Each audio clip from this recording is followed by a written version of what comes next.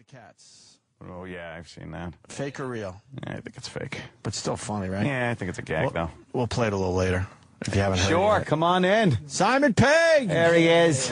Welcome back doing, to the man? Opie and Anthony show, sir. Look at that. I like that industrial look. Hey, see you. How you doing, man? Are we on? Yeah, we we just straight in. We always do that. It's like people come in and go, is this actually a show? It's nice. Do you know Are we it's nice on? to be back? Because last time we were here, me and Nick were in such a bad mood. Do you remember? Oh, man. we were like the grumps. What from happened? Yeah. hell. We were Were just... you? Yeah, it was that day. It was the day that whole Don Imus thing broke. Yep. And then I can't remember what happened. Our schedule was all messed up. And we Yeah, you had came in. just gotten in. Like you just flown across the Atlantic. Really mad. Yeah. This is my first one, though. I'm really upbeat, optimistic. Oh, yes. Good. And you got a book out. I got a book out. I That's know. fantastic. I'm just milking It was, yeah. Well, you might as well, right? You got it, Strike haven't you, while the these iron's days? hot, as they say. Yeah, we were remembering back that it was just one of those weird days. It happens. Yeah. But, and there was all that. Everyone was talking about what can you say, what can't you say. Well, we Yeah, were yeah. really annoyed because that's our thing, the Don Imus thing. We don't want to be kicked off the air for Yeah, of trying to course. entertain our audience. That's Absolutely. ridiculous. Petrified. And all that sort of like, knee-jerk PC kind of thing. Yeah. But- Was that here or was that the other studio? It was That was the at other K-Rock. studio. Oh, K-Rock. That was at K-Rock. Regular radio. Anyway, it's good Yes. to be back. Yeah, absolutely. Yes, Simon. nice good to to have see you. you I've guys. been You know a we're big huge, fans. So. Huge fan, man. Sam and I Huge saw you fan. at Comic-Con. Oh, you did? We were on that awful round table. We were trying to get interviews, but they didn't tell us it was like for print media. So me and Sam, were you with Sigourney Weaver and Jeffrey Tambor? Yeah. Oh, the movie's Paul, called yeah. Paul. For Paul, yeah. You weren't in the group with them. You were in the other group. That's right, yeah, we were you on were a with the different director, and Yeah.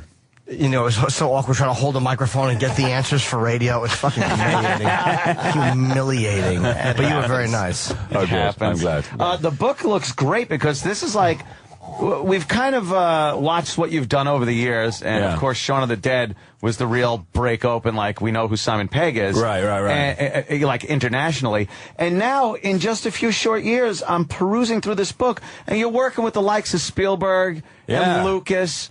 Who knew? Yeah, and now growing up, as you were a big fan of Star Wars and Yeah, science fiction massive. and whatnot. I mean, in England, we have this bizarre situation whereby in Britain, we have this huge country, which in America, which speaks our language, which has all this stuff, cool stuff. So we look at America from this little island. Yeah. That's hundreds of times bigger than we are, but it speaks the same language, and we get all this stuff. And so we're in awe of it, really, growing up. I was, Yeah, absolutely. And then to meet these guys, It's and insane. work with them has to be Crazy. Has to be so. Any Me and Nick just did, misconceptions? no, not at all. I mean, yeah, they were all cool and Steven everything. Spielberg's a lovely guy, and we did Tintin, which will be out later this year, and that was fantastic to sit and talk to him about stuff and get excited. Well, not get excited in front of him, just nod and look really kind of like grown up, yeah. and then have a little spaz attack in the hall outside because he was so Yeah, I don't excited. doubt it, man. Do these guys ever comment on your work and like wow, I really enjoyed Yeah, well, we managed to get Stephen to do a little cameo in Paul, actually, which was nice. Yeah. And he sent me a nice email about when he saw the film that he really enjoyed it, but the guy that played Steven Spielberg was terrible, he said. But, yeah, they do. I mean, people like Steven Spielberg and, they're film fans themselves. So the reason I got into Star Trek and Mission Impossible was because J.J. Abrams saw Shaun of the Dead and just called me at my office and said, hey, do you want to be in a film? That is wow. that's And I was like, amazing, man. Excuse me? Yeah. So it's all dumb luck. Is this book a comedy, or is it like your life, or is it kind of a combination? Well, it's like, I was a bit weird about writing a memoir because I wanted to do like a sort of production diary with pictures of Shaun of the Dead, Hot Fuzz, and then maybe our next one, World's End, when that comes out. And the publishers said, why don't you write a memoir? And I felt like it was a bit up myself and a bit, I'm 41, is it time to do that? But then they said, no, you do that or you don't write a book. So I said, okay, yeah, I will do it. I'm on it. And so what it is, it's like a bit of a memoir, but there's a comedy sort of fiction story which runs through it as well. It's about me as a sexually devastating superhero. Which is, whenever you get bored of all the self-indulgent, I remember when stuff, you get a bit of a break. Back when I was young. Yeah. I love the picture with George Lucas because you have a look on your face like, holy shit, that's George Lucas. It's the only way to read that. That was a crazy night, that. That's like, am I really standing next to George Lucas? But he said a really weird thing to me, because I went out to meet him, and, well, here's an instance of what you were talking about. He was with Ron Howard, and Ron Howard like Shaun of the Dead. His kids particularly like Shaun of the Dead, and he sort of George Lucas looked at me like, oh, here we go, there's another 30-something loser whose life I changed. Who's going to gush all over me, literally. And at that moment, Ron Howard said, hey, man, my kids love your movie. And George Lucas suddenly changed and kind of became like, oh, you're a filmmaker, we'll talk. And, okay. And he said, listen, let me give you a piece of advice. Don't be making the same film 30 years from now. That's funny. No, from him, yeah. I was like, wow, that's insight, that is. You know. What did you do on the road? There's a picture you here with your real abs. It's very funny with Steve Coogan, who I think is great. Yeah. What was the series he had? Telling you. Know Me, Knowing You. Knowing Me, Knowing You. Yeah, the chat show. Really funny. Fantastic. And he did, like, one year he played a TV host, but I thought the radio host one was the funniest. Yeah, Alan Partridge, yeah. Alan Partridge. I'm Alan Partridge. Oh, right. Yeah. It's great. It's a fantastic career. What did you do on the road with him? Was it a play or was it like a live sketch? It was a live show. He did about 5 of his characters, including Alan Partridge, actually. And we were on the road for about a year. We did 6 months on the road, and then we went into the West End of London, Broadway, for sort of 3 months, and had the most amazing time. It was I'd been in a rock band, you know. Right. What is the West End like compared to? Because the East Enders is a big show. Over there, is that like kind of like the rough area, the east side? It can be. It's all getting done up now because the Olympics is going to be there. So there's a lot of regeneration. But all the old crime families used to live in the East End. Oh, really? Crays, and yeah, that's where all the Cockneys come from. You know. Yeah, who are the brothers? Who are the mob brothers? Cray brothers. Oh, yeah. Cray brothers. Okay. Yeah, the twins. Yeah. There's supposed to be really a great documentary on those guys, which I've not seen. They're a strange pair. Are they dead? But there's a lot of respect for them. A lot of old. There was that old code, you know, that existed. They looked after their own. They were brutal, you know, but they loved their mum, and that's the main thing, isn't it? Yeah. Church on Sundays, love your mother, Exactly. cut your best friend's throat because he fucking laid on the vig. So, Exactly. were they Italians? Were they like mafia, like here mafia, or No, they were just East End boys. You know? Okay. They were sort of. The Cockneys, as you know, well, they're people that are born within the sounds of Bow Bells, which is a church. East Londoners aren't necessarily Cockneys, but they are. There's a lot of. It was a big working class area. There was a lot of, sort of community there, and they. You know the way these things exist everywhere. You know, these crime families sort of evolve that are honourable and deadly. And brutal. Yeah. Brutal. Yeah. Where were you raised? What was it? Middle class? Gloucester, which is like kind of the West Country, like the in Hot Fuzz where we go. There's that little village in Hot Fuzz that we blow up. Yeah. I grew up somewhere like that. Somewhere like that. Yeah. So was it hard to get into filmmaking? Being like, I know the island is relatively small. Yeah. But being out in what looked like the middle of nowhere. If it's well, I guess I moved. I went to college in Bristol, which is a bigger city, and then I became a stand-up comic. And to be a stand-up in the same way that you may have to move to New York or LA or Chicago, whatever. Okay. You have to move to London. So then I moved to London, and I was doing stand-up, and then I was starting to write for TV. Then I got a sitcom, and then after the sitcom, which was Spaced, me and Edgar Wright filmed a scene in that when we were killing zombies. Yeah. And we thought, hey, we should make a film like that. That would be great to do that for 3 months. And that was Shaun of the Dead. Yeah. Then bang, you make a little movie and someone sees it over here, then J.J. Abrams calls you, and next thing you know, you're Scotty. You're in Star Trek. Yeah. How did that feel, like getting the call to be? Oh, it was nuts. I mean, obviously you probably were a Star Trek fan, being a sci-fi huge fan. yeah. And then to play the role of Scotty is... It was mental. I honestly, huge. I think JJ had been cast in the movie. He'd seen a few people for Scotty, not found someone at that point, and then just thought, oh, I'll ask Pegg. And I literally got an email saying, like, quite exasperated, saying, do you want to play Scotty? I was like, what do you got? What do you mean? We dropped everything and... But I didn't. I kind of was like, I felt like it was too much to say, like, yeah. I kind of went, I don't know, what shall I do? And then he said, look, the worst thing that can happen is every couple of years we get to have fun in space. And I thought, that's the best argument I've ever heard. They're obviously making a sequel. I think this year, I hope. Yeah. Know. The first, that one was amazing. I mean, the whole idea to be able to take the characters that everyone knew, was familiar with, and then replace them. Like, it was the perfect time, because years ago you couldn't do that. People would not buy the concept of changing, Shatner and Leonard Nimoy. Yeah. But the way that JJ did it is an amazing idea. I genuinely think it was a stroke of genius. Just because, and the very fact that Leonard Nimoy was in it shows that nothing of old Star Trek didn't happen. It all happened. There's Spock. That's the Spock that did all that stuff. Yeah, yeah. But they gave a way to work around that. It's clever. You know, hey, we could do all new adventures. Did Shatner say no? They asked him and he said no. He said nobody asked him, right? No, he said no one asked him. I think what happened was he kind of, I think he was offered like a cameo, but he wanted it to be slightly a little more than that. I don't know. I know that everything's fine. You know that William Shatner and Chris Pine have kind of met and stuff, and Shatner was very cool about it. And the great little homages to the original series too. If you were a huge fan of Star Trek, you picked up on so many little jokes and little things that were. Did you kind of channel the original? Scotty, well, weirdly, what you were doing? I didn't want to sort of. I thought I can't go in there and do an impression of James Doohan because that would be doing him and the part a disservice. I've got to go in there and play Scotty. So I just kind of tried to take it off the page. But I was sat in the transporter room. The guy who sat next to me is Chris Doohan, who's James Doohan's son. Yeah. So I at least had some kind of connection. And I always would go over it with Chris and say, look, this is my take on it. And he was so nice. And everyone else, like, the other guys, they, apart from, of course, DeForest Kelley, who passed away as well, so Carl Urban couldn't meet his sort of counterpart, but everyone else had a little relationship. He did an amazing job. He did, didn't he? I mean, he came off like McCoy. Damn it, Jeremy! Yeah, you totally pictured that as being McCoy. Yeah. And, I mean, getting Kirk's personality was great. Boom! He just crossed his legs like, he very femininely crosses his legs in there like Shatner did. But amazing. Can't wait for the second one. Me too. I'm very excited to get back. They're a bunch of really sickeningly good-looking children, and it's fun working with them. Now, as far as the book, are you touring this? You're doing signings? I am. I'm doing a little signing tonight at the Strand and bookstore, and 828 Broadway, by the way. Thank you very much. At 7 p.m. And you have interesting signings lined up. It's not just tonight here in New York.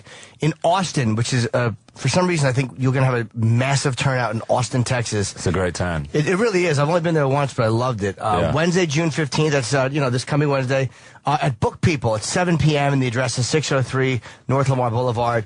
And, of course, L.A. would be Friday, so I guess that you have one day on and then one travel day. Yeah. Barnes & Noble at the Grove, 7 o'clock. That's 109 or 189 the Grove Drive. I can't read it. But just look at the Grove. Everyone knows what the Grove is. Yeah, there's one fucking Barnes & Noble in the Grove. If you're at 109 and you're in front of a deli, retard, you're in the wrong place. Go 80 stores up. I'm really excited to be doing the signing at the Strand Bookstore because I've had a Strand Bookstore T-shirt for like 10 years. Oh, really? Yeah.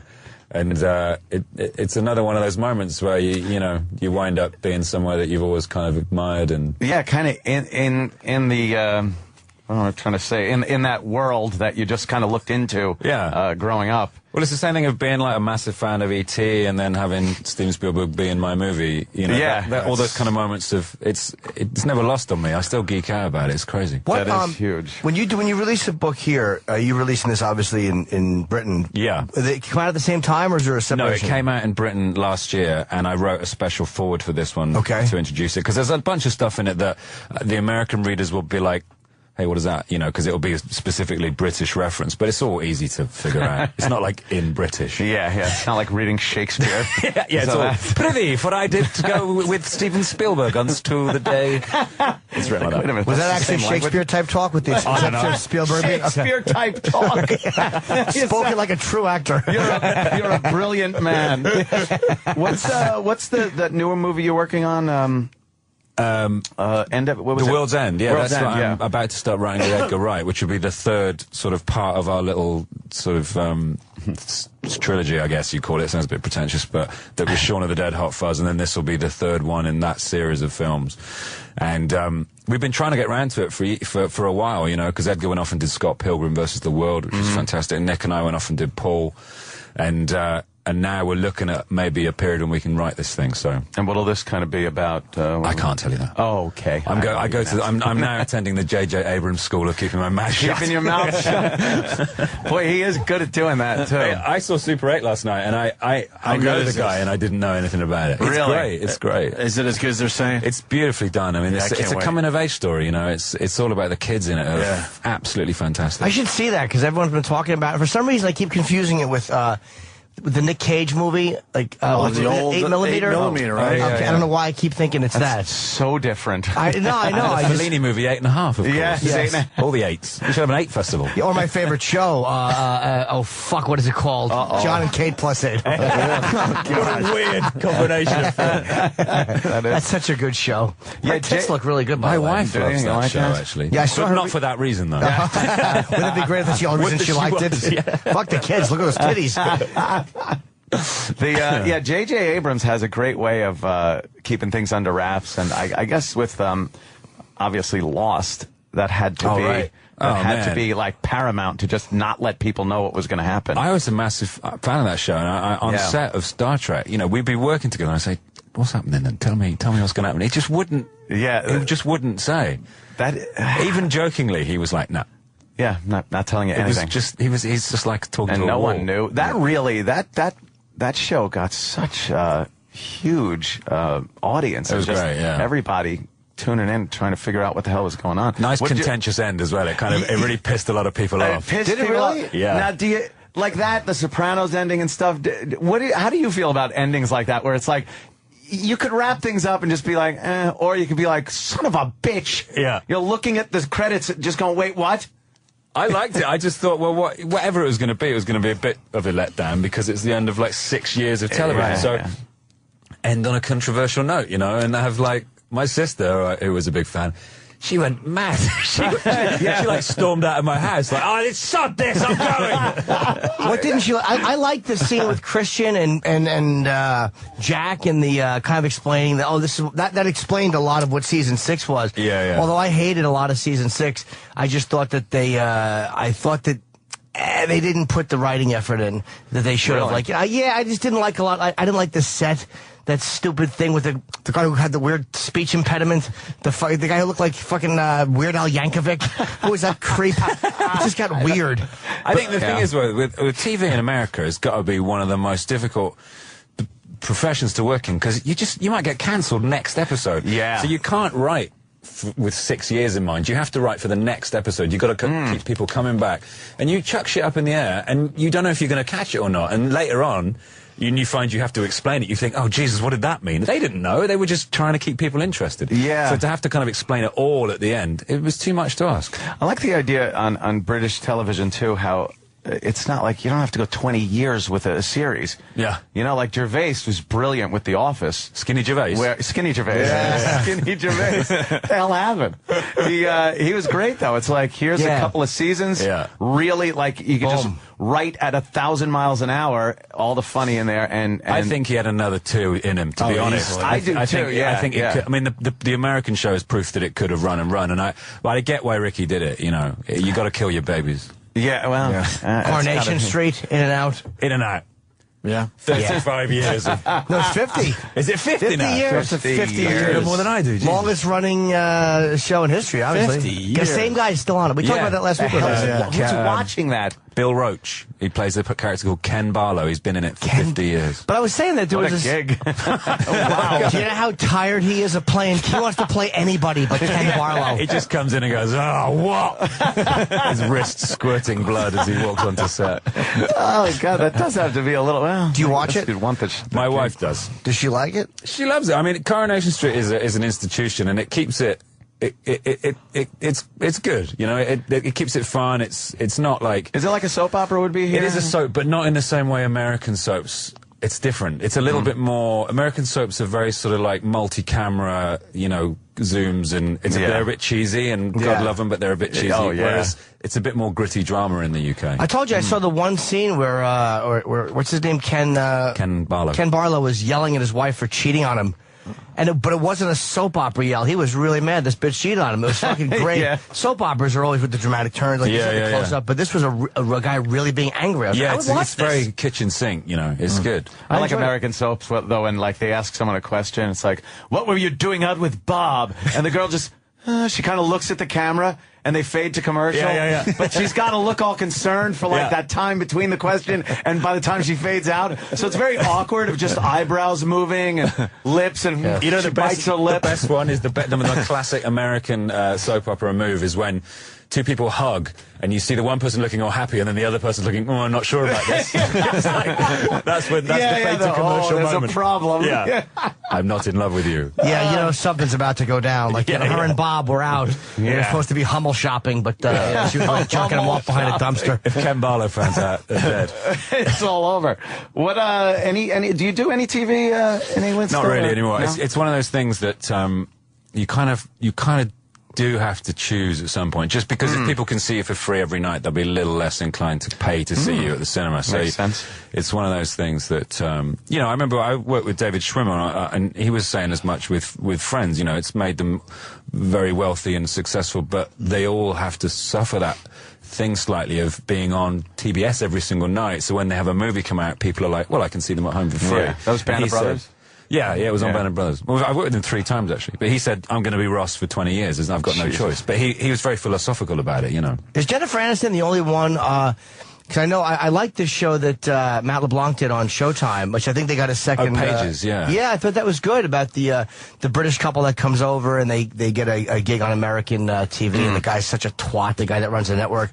And I think they got season 2, but it seems like they've all had trouble kind of grabbing. Fucking Kudrow did the best shot of all of them, which was the comeback. Was it? Yeah. That was Holy painful, shit, painful was that to great. watch. It was Can I so just good. say it before we carry on? I love the way you Americans say twat. Twat, Yeah. or twat, yeah. Twat. So you guys, we both our nations possess skills at certain swear words. There are certain swear words that British people cannot say that Americans, MFer is the best American swear word. But the British say twat and the C word. Yeah, twat. Yeah. Oh, well, you could say it. We say Cunt's all twat and yours. cunt. But then again, Leonard Nimoy, nobody here knows who he is. We don't heard that. We let that slide. that is funny. We did let that slide. I wanted to go to. I've never been over to Britain. I've always kind of wanted to go there, but I don't know if for stand up. Did you ever do stand up here? I don't think I did, actually. You should go over and do some stand-up. I've never done it there. I don't know if they would enjoy it or not, but it's like a... Oh, yeah, definitely. It's the same people, but it's a different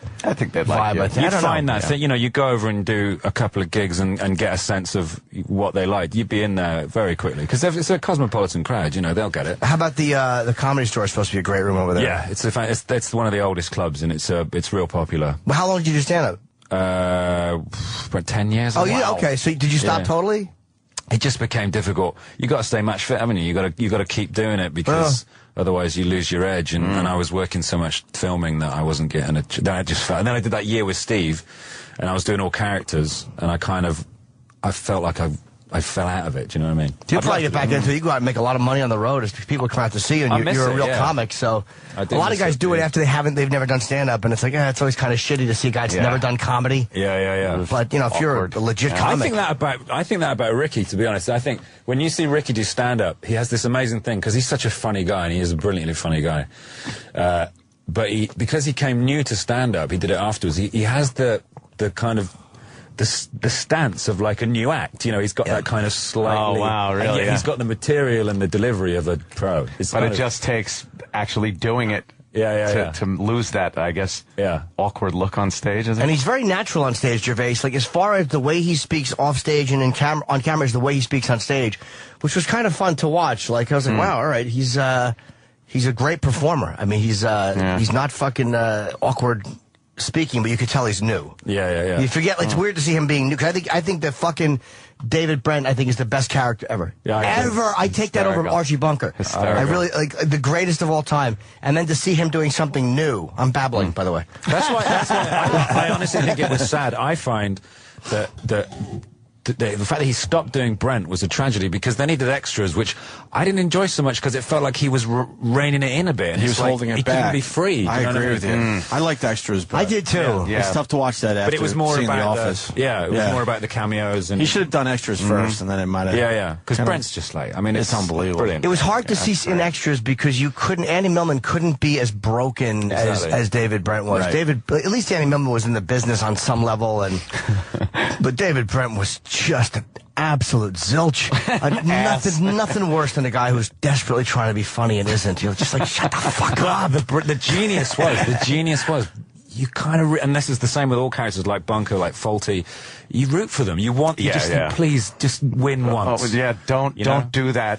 Don't do what I know you're going to do. Yeah. And then at the end of the Christmas special, when he's kind of getting on well with that girl and she likes him, and he tells his mate to Chris Finch, fuck off. Finchy, yeah. It's like you just go, yes, finally. Yeah. It's brilliant. Yeah, he really stuck at the Finch. Yeah. Although Finch had a great line in one of the series, they did the worst office jokes. Like a girl, the fucking Dawn went down to pick something up, and he goes, "Oh, why are you down there, love?" Yeah. Always made me laugh. It was just such a cheese dick fucking guy thing to say. But you could see why people would like him. He was one of those guys that would fire out horrible line after horrible line that were funny because he was saying them. There was Like a sort of bully, like a comedy bully. Like you gotta go with it because he's a brilliant. He was always one-upping stupid David. And David, I was going to say that, but you didn't. He was always, and we've all been in those relationships on both ends of them. Absolutely, that's good. Psychoanalyze the Office. I should be executed, by the way. But Simon's book is called Nerd Do Well, and it's a real book. It's not like a lot of famous people write really small books. This is like a 350-page. This is a real book. I wrote it as well, which is rare for these kind of biographies. Yeah, I always look for a with on the bottom. With so-and-so. Whoever's with wrote it. I wrote every fucking word, I promise you. I would gather your artwork from when I was like 12. When you were a kid? Oh, that's a cool idea. That is cool. Look at you. And you were crazy your whole life. Simon like has a hard out in 3 minutes. They said 9:25. So let me get the plugs out. Here in New York tonight at the Strand Bookstore, 7 o'clock. It's 828 Broadway, which I think is Lower Broadway, but just Google it. It's like near Union Square, I think. Oh, it is? Okay, so it's around 14th. So Wednesday, Austin, Texas, which, again, there's going to be lines in these places. Book People, 7 o'clock. It's 603 North Lamar Boulevard. And in L.A. this Friday, Barnes & Noble in the Grove, and it's either 109 or 189. Just, look for both. Thank you. Can't find it. You're an idiot. Simon, man, looking forward to reading the book, seeing you in Star Trek, any other things that you're doing over the years, man. Big fan. Coming out at the end of the year, which is going to be good. And I just did Mission Impossible Ghost Protocol, which is going to be holy shit, awesome. It's directed by Brad Bird, did The Incredibles and Ratatouille and The Iron Giant. For his first live-action movie, so he's brought all that brilliance from those films to a big Tom Cruise movie. Did you go to the fucking? Because I'm obsessed with Tom. I would love to know what the insurance is to get him on the fucking on the Burj. I was up there with him. I swear to God. Really? He leant out. This is a building that is higher than some planes go. Yeah, sure. He leant out and he looked back in at everyone with this big shit-eating grin on his face, like, "Let's do this." I don't know how he does. Wow. The guy is a machine. It's hilarious. How was it being up there? Because he was, not only did he go outside the observation deck, but for the promo shots, he was sitting on top, as high as you can go on the building, on top of where I guess the radio tower part, just facing out. And he was bolted in. Yeah. But it's an impossible. There's no way you could get me to do it. I couldn't do it for any I wouldn't go within, I don't even have a problem with heights, and I wouldn't go 10 meters from the window. It was really, obviously the safety was locked down. Did you have anything because I know it was him and who was the other guy, Jeremy Renner. Jeremy Renner. Did you have anything to do with the outside of the building or no? Yeah, we're all in that scene. That's an amazing sequence, and but I didn't have to go on outs. Jeremy had to do a little hanging out. Yeah, he did, right? I didn't. What did you have? Just stayed inside. No. I do like doing my own stunts and stuff, but that was just that was the limit. Yeah, it's going to be, it's coming back all guns blazing, this story. When's it out? Great. I think it's out towards Christmas. Oh, fuck. I cannot wait. I never cared about Mission Impossible. Right? Yeah. I cannot wait till this one comes out for that reason. It's going to be a lot of fun. Huge, man. Simon, thanks so much. Man. Thank you very much, buddy. For coming in. Thank you, man. So glad to be back and put my grumpy ghost to bed. Nah, you're sweater, man. We're all fans, man. The Virus. Sirius XM.